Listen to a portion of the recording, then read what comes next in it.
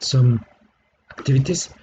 I'm going to begin reading about .NET 5 and looking for the new features. I'm going to do some exercises, so maybe you will be interested on this. On the future, we are going to begin to see more about Azure or SQL Server, and then doing a real example of a real life example with microservices and things like that. So I'm going to begin showing my Visual Studio Code. It's this one. And now I can take the information for this. This is what I'm going to be using right now. It's going to be very, very helpful. And basically you don't have too much things. Now I need to I need to do this.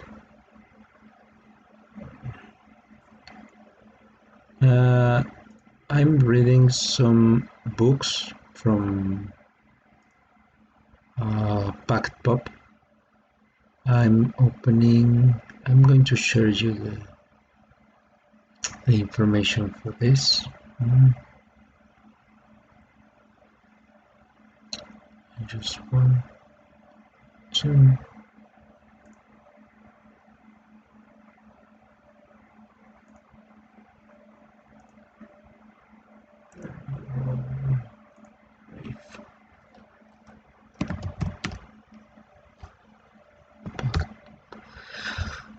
You are able to buy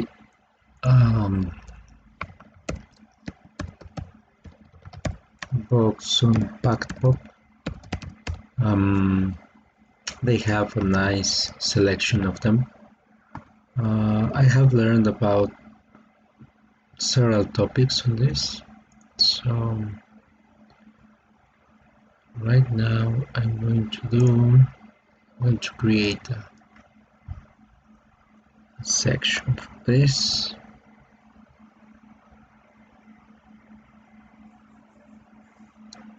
Just give me a second. I'm preparing to share this.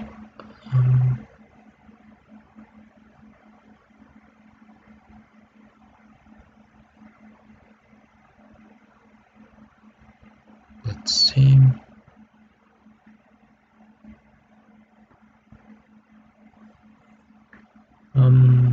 Open.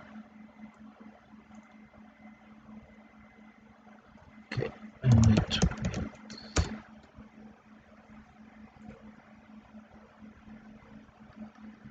Sometimes new folder.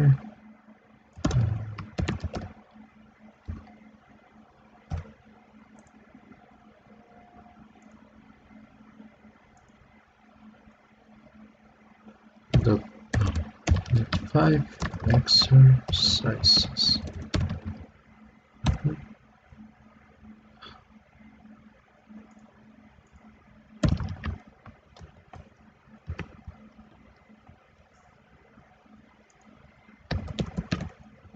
Just give me a second.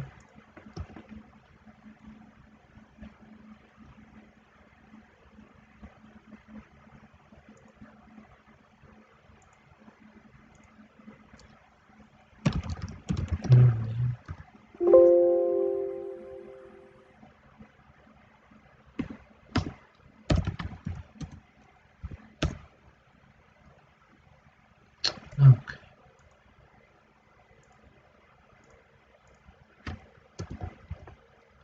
Open folder. And this one.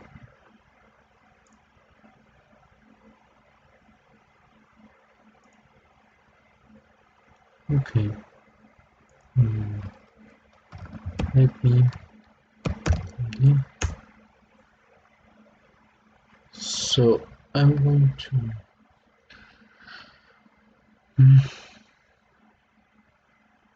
Okay, I'm I'm going to create, maybe this will be a better idea. I'm going to create a GitHub for the code that I'm going to use here. So just give me a second. I'm going to add a repository and 5 exercises.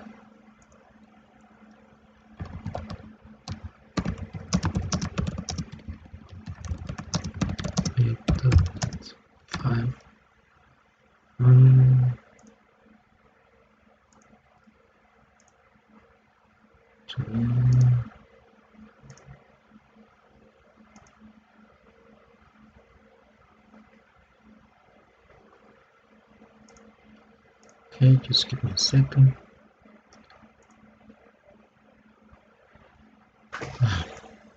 Okay.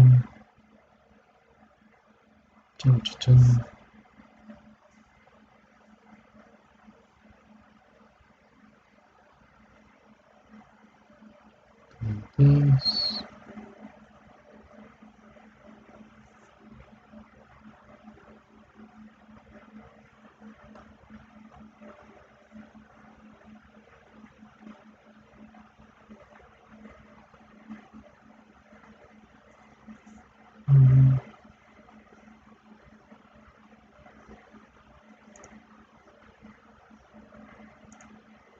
Okay, I need to update.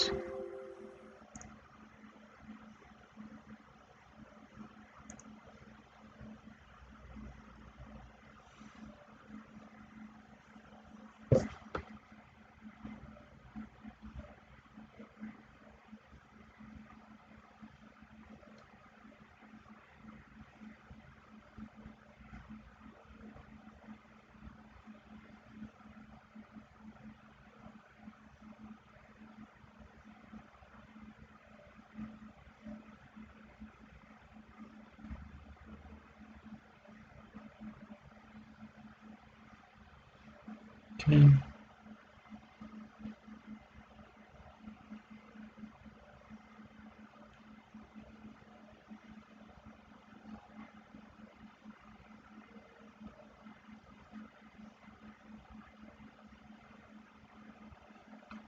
Let's see.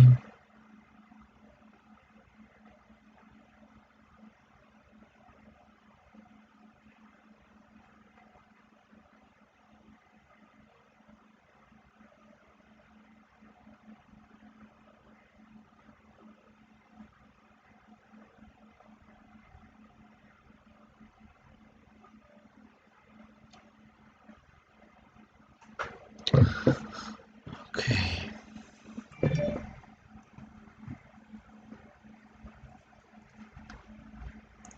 Going to clone it. I know that you're not seeing too much things right now, but I'm just taking.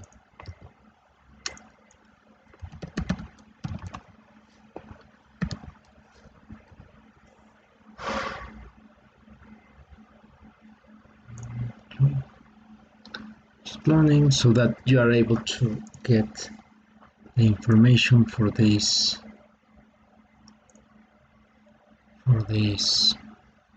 thing. Everything's going to be on the main. Well, maybe.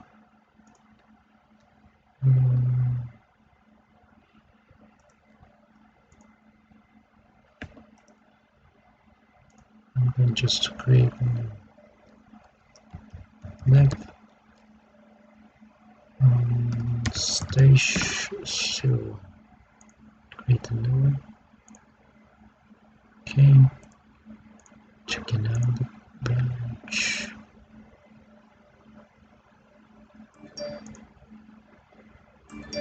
Over here.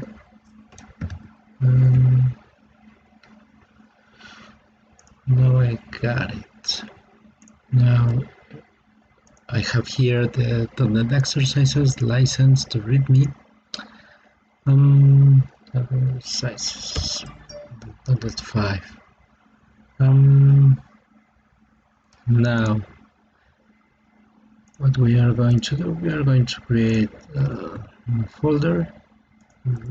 I'm going to, okay, readme. These exercises are registered. You can download the code for these exercises on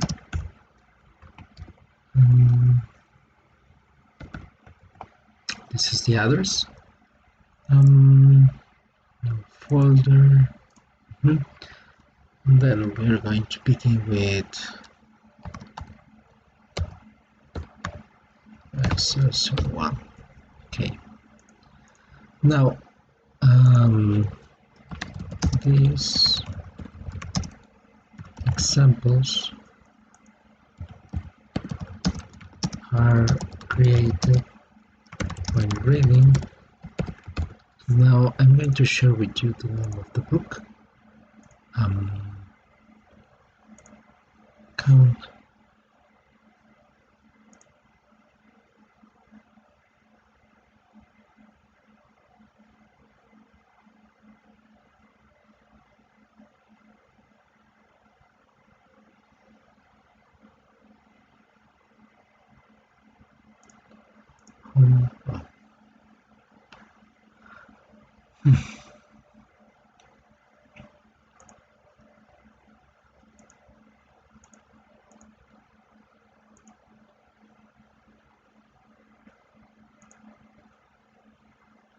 Looking for that.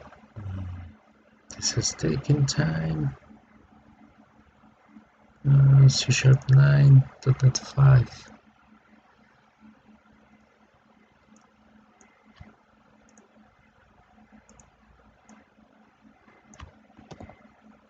Okay. C# 9. Packed pop.com. To buy it there, and right now I'm going to begin this. Hello, welcome to .NET 5 is a version. It is the newest version that right now is on production. It's the current version that you are able to use to develop. It's not the long-term support version. So if you want to build something with a long-term support, you will need to use .NET 3.1 right now. .NET 5 is going to end its life cycle soon on the next year. .NET 5 support.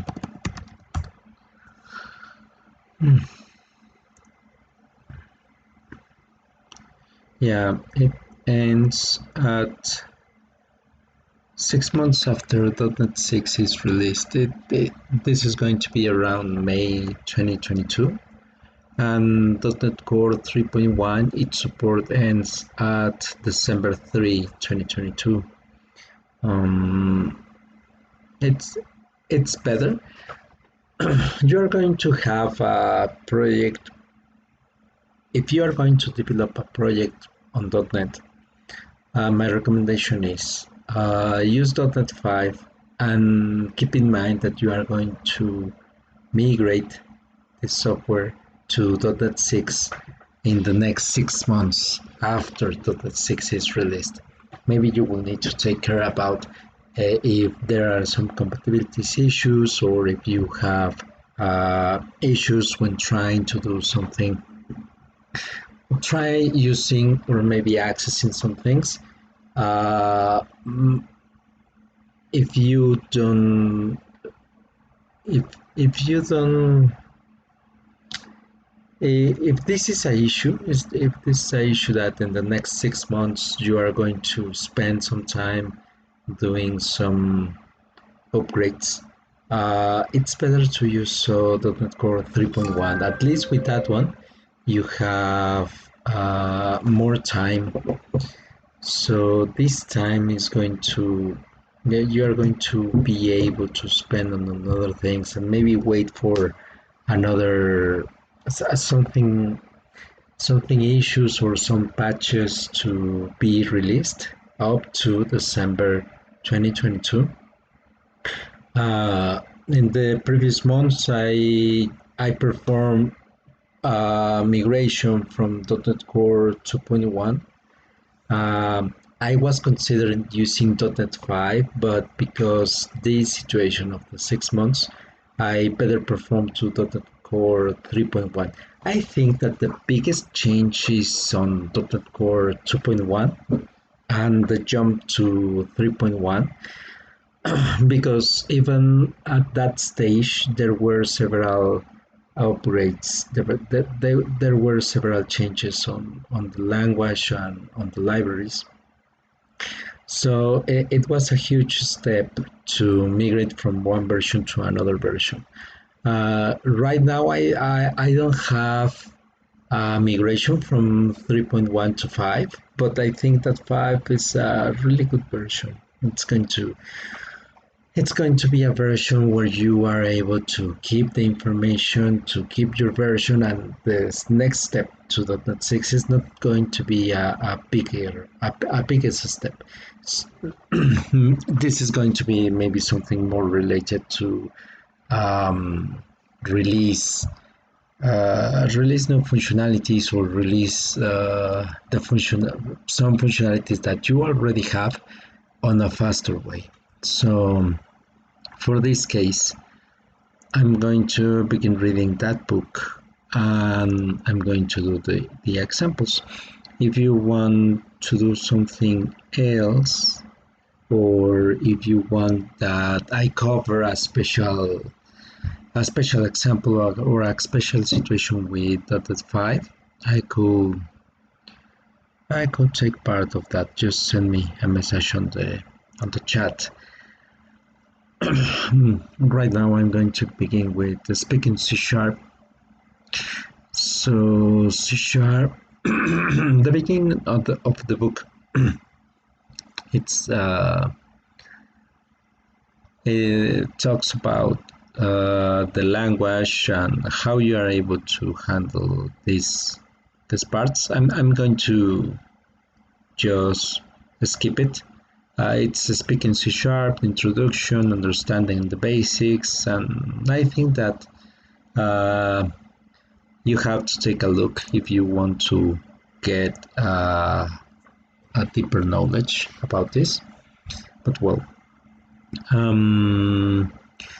controlling flow and converting types. I'm going to begin to read the chapter 3.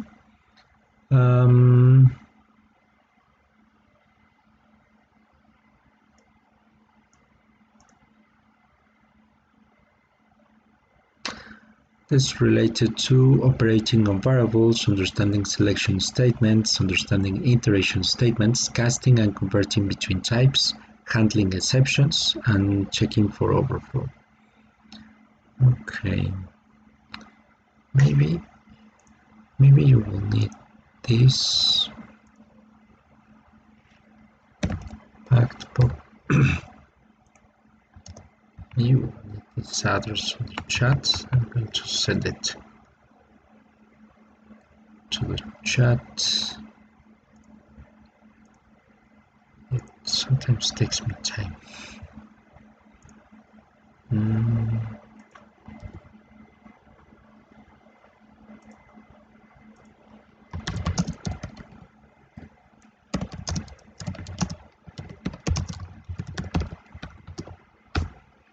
Okay.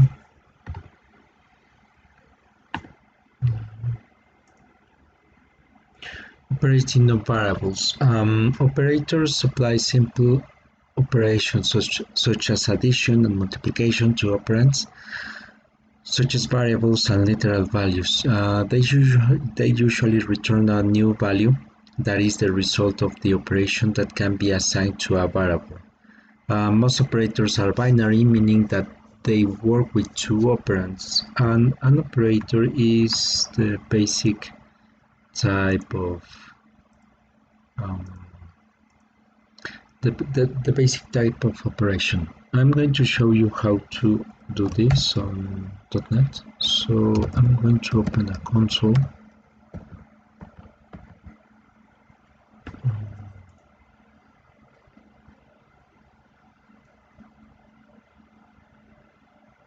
Just give me a second.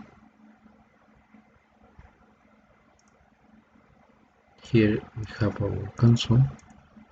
So I can let exercises, then exercise 1, yeah, and this is clean.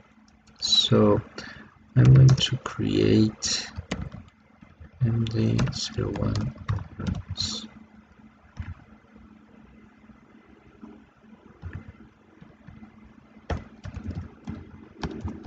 Variables.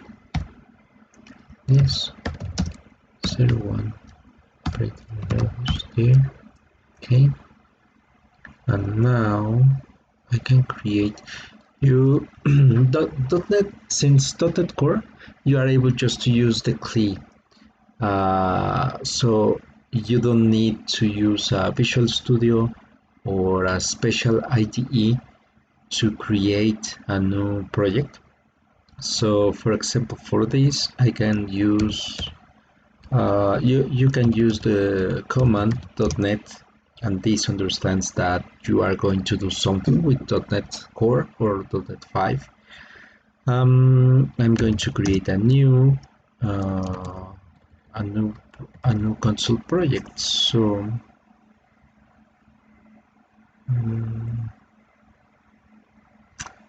let's look for this .NET. Okay,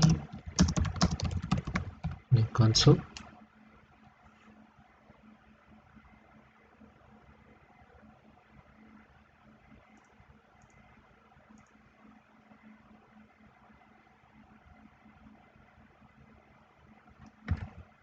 It's console, just console.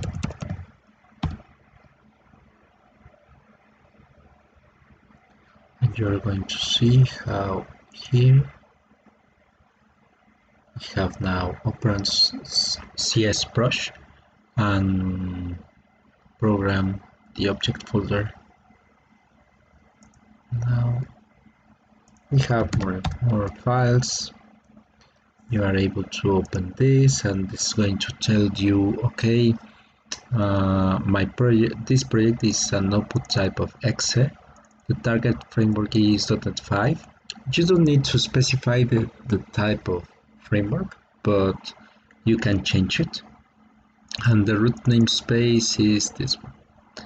Here we have the program, hello world. So if I execute it, now that you have another comment, it was new .NET new console. So this specifies that the project is a new console, project. You are able to do web API or MVC or Razor Pages. You can choose all of them, any of them. Now, if you want to know if your application builds correctly, you just write .NET build, and this is going to build the application that you have there. Access, yes. The compilation is correctly. You can also .NET rebuild. Oh, that's not a command. .NET restore. Sorry. In the case that you have NuGet packages and you have information that you need to update, you just use the .NET restore and the .NET build command. And when you want to execute your application, just write up .NET run. You have this one. It's going to say hello world because we have this information here. The console write hello world. So the operands are the ones that I have some result. This is a variable. A variable, you are able to declare a variable only using the var word, and you can say 2 plus 3. This is the operand, and this is to perform a sum. You have a sum result that's equals to 2 plus 3, and then you have this one. You will need to just write up console.writeLine the result of the operation is console writeLine, and I'm going to write it up backwards. 2 plus 3 equals,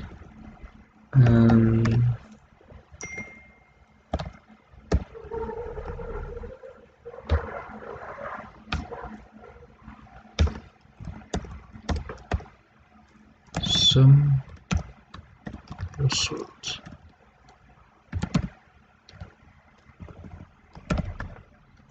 Okay, .NET build. So we're going to see. Okay, and .NET run. Everything's fine. No warnings, no errors.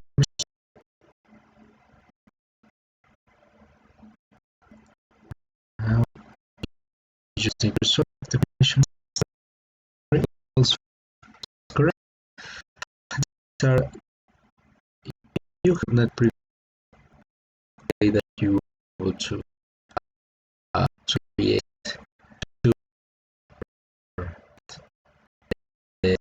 the output or the how to enable a string.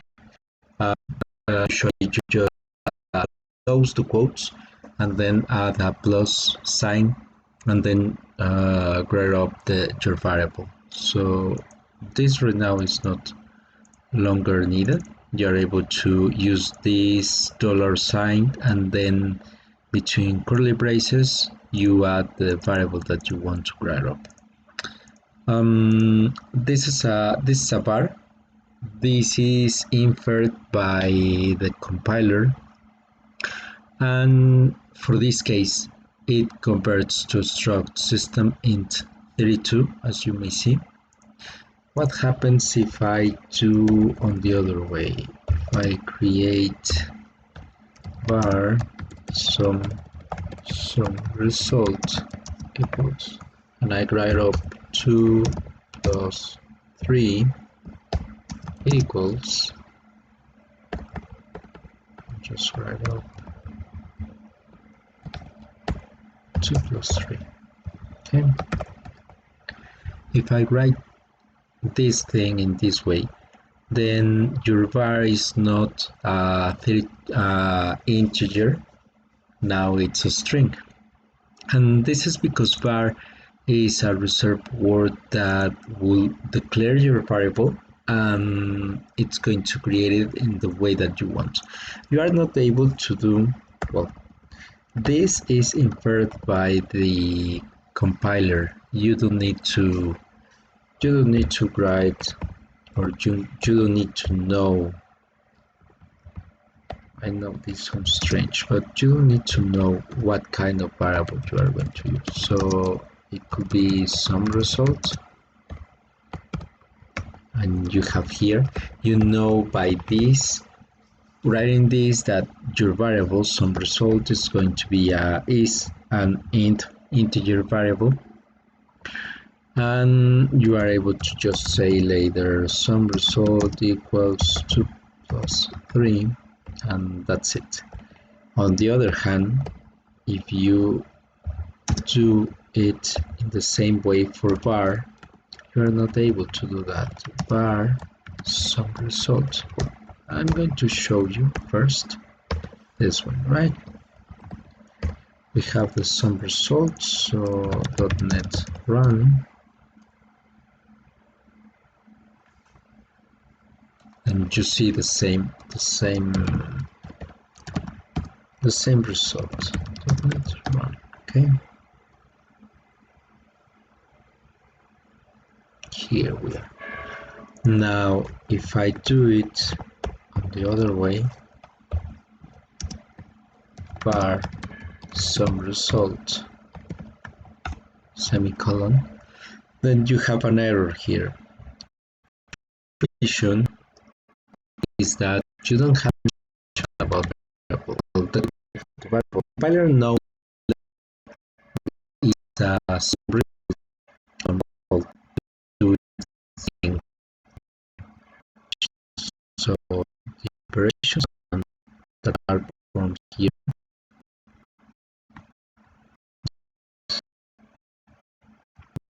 for doing the operation, there's no exact what you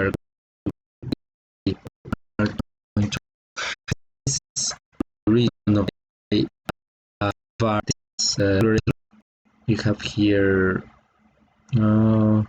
the implicit variables must be initialized, and this is because if you initialize the variable, you must initialize the variable immediately after the declaration, so when you are declaring them. So on the declaration, if you initialize them, you know exactly, the compiler knows exactly what's going on here and what kind of value do you need. If you don't do it that way, then you don't have the compiler doesn't have that information, and the compiler doesn't know if all of the time you are going to need an integer, or maybe you will need another type of variable. So for this case, it will throw an error. I write .NET build, and then you see here error. The implicit variables must be initialized. So if I change it this way, then run up again, .NET run, .NET build. Now it says that what's this? Okay, I didn't save it. Save .NET build. Okay, right. Correct compilation. So well, now you know that you are able to use a var, but you don't need it all the time. On the other hand, sometimes it's not nice that you have to take the information from here. If you have to read code and you just see a var, and then you don't have this. So for example, my object that returns another object, and then you call dot my first method object A, and then here you just pass a string, and then you have here dot my second object be another operation 25 plus 25. Here you wouldn't know, you don't know in this case exactly what's the type of the variable that you need or that you are using. So you will need that the you need that the compiler tells you, okay, here what do I have, because I doesn't know what kind of object is being returned by this. So sometimes it's better to do an explicit variable declaration. So instead of this, you will have object C, and then you will see, okay, I don't know what kind of operations are being performed here, but I know that the object C is the object that I need to use for this case. So I'm going just to review the declaration of object C and then see its properties, what are being used, what kind of types are being used, and things like that. So sometimes you will use it, sometimes you don't. And I don't know if I run this example, but .NET run CLS.NET run. Yeah. And here you're going to have the result of your operation is 2 plus 3 equals 2 plus 3 equals 5, because we have the string and we are passing the string here. As you see this notation, for this notation you don't need to use any other, you don't have to change it if it's an integer or a string. The variable is being replaced by this notation. So you will use a direct variable or a string, and this is going to be concatenated here. Okay. Now I'm getting back to my book.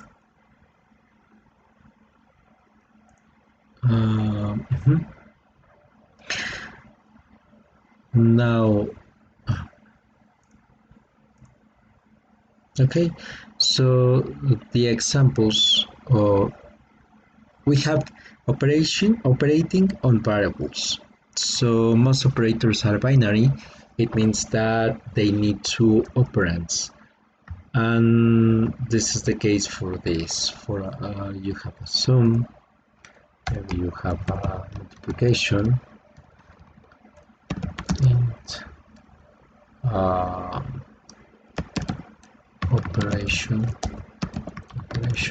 result.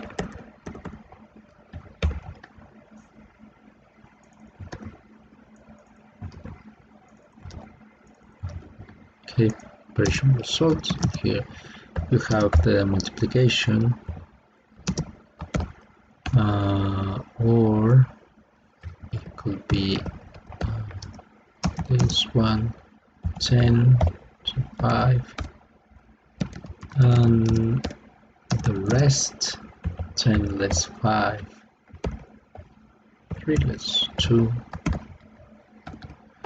and you have another operators. For example, operation result equals 10 to 5.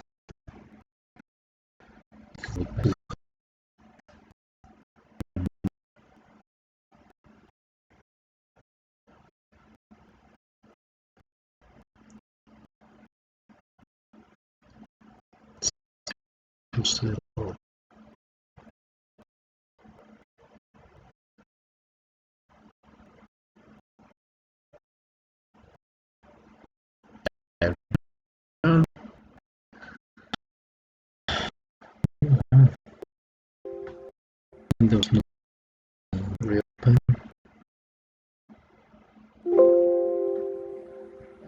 Something crashed. Okay, I think that this is because the streaming.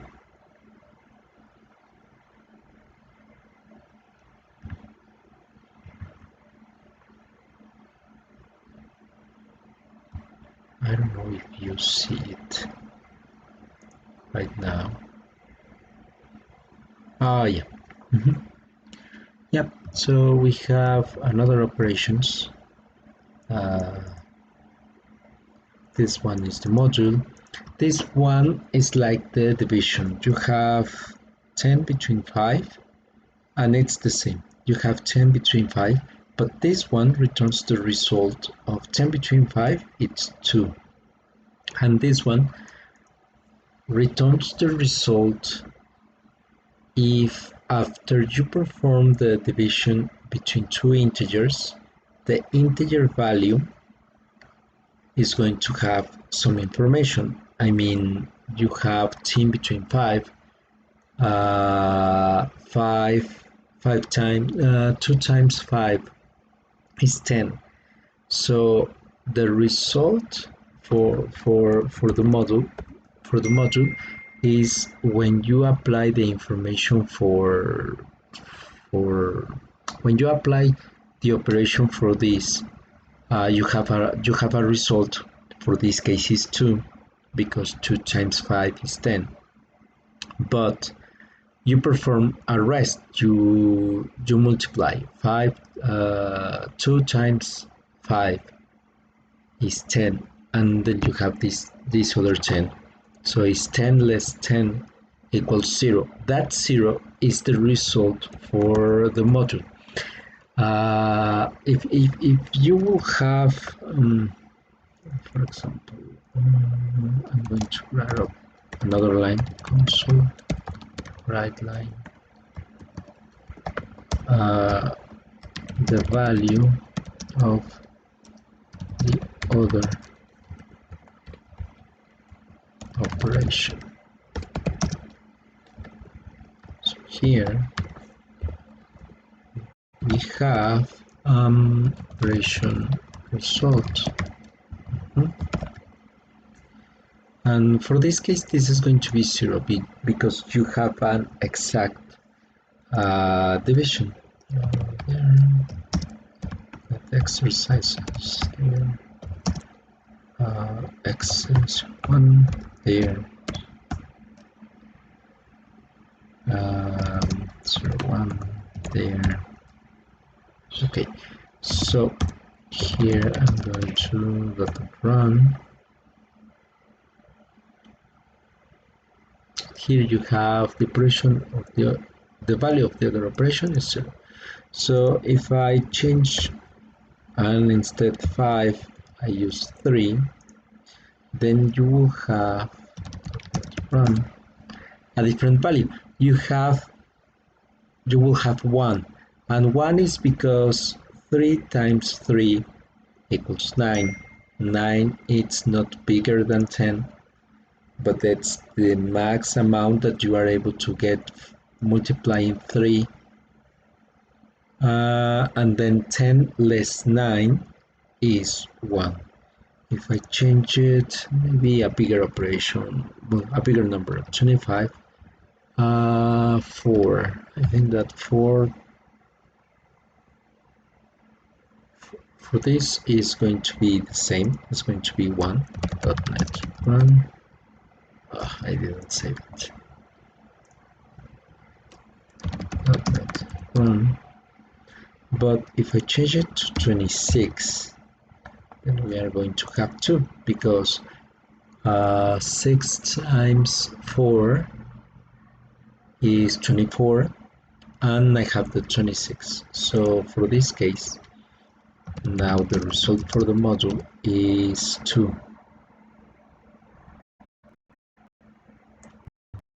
Operation.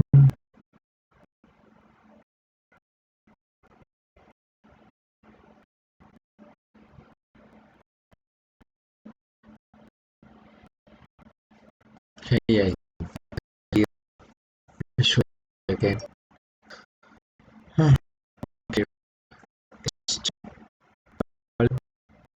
So right now, okay, so I have them. And on the other hand, you have an operation where the operator unit. This cases for you need one and next use operator. So for that cases, it's like the plus plus or the less sign. For example, this uses, I'm going to grab here example with two operators, okay, with binary operators.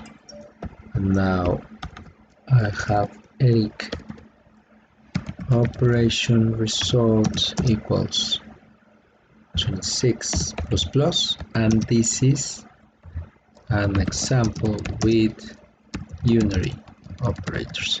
And this is unary because you just need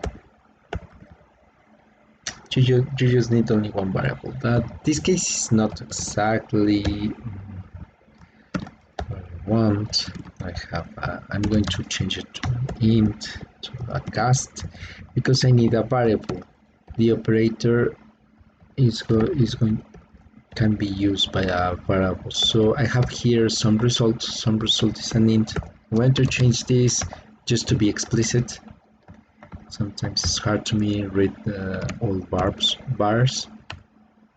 So if I write here, this operator is going to perform some result after this assignation takes place.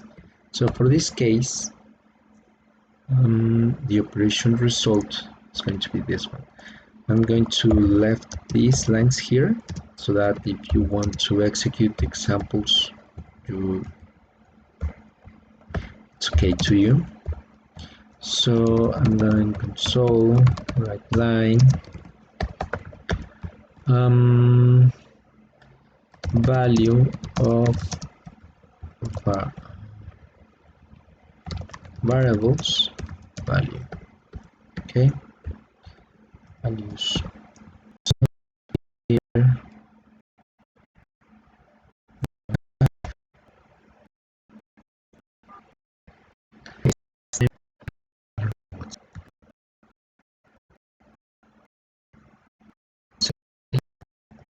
It's free.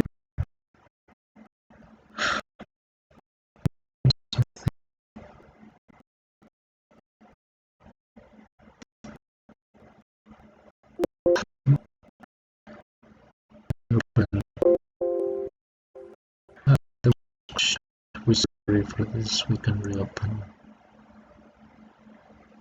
Sorry.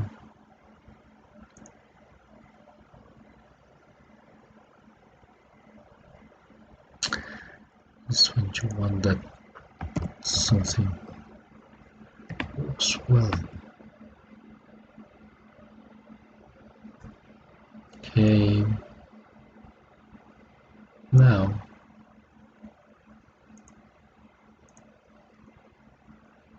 I need I have the console variables values, yeah, then console right line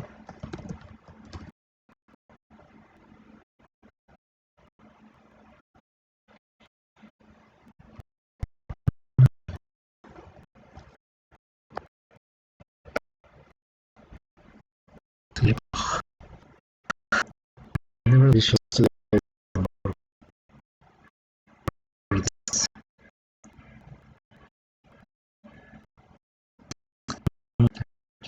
shit exactly what I think that Llamada de Nadia Carmona. Just give me 1 second. I'm going to stop this one right now. So the next time we're going to use this another variables and complete the example. Right now I have this. So see you next time, guys.